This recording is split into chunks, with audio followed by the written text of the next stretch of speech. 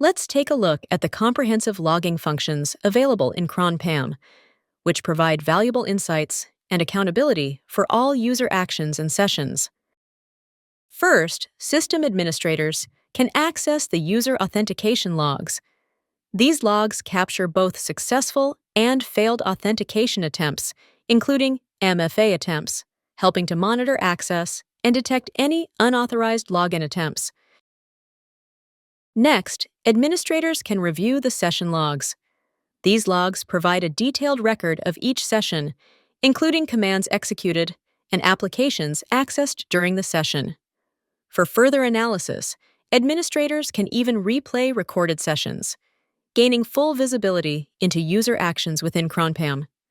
The HTTP proxy logs offer insights into HTTP proxy sessions, detailing user activity within web-based applications accessed through Kron PAM's HTTP proxy.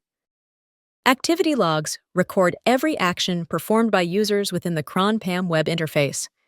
This includes activities like adding devices, modifying configurations, or searching logs, giving administrators a complete audit trail of all administrative activities.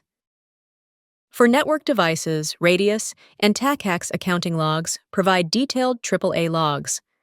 These logs capture user interactions with network devices and commands executed, which is essential for monitoring privileged access to network infrastructure. Together, these logging functions in Kron PAM offer administrators a powerful toolkit for tracking user activity, ensuring compliance, and maintaining a secure, well-audited environment.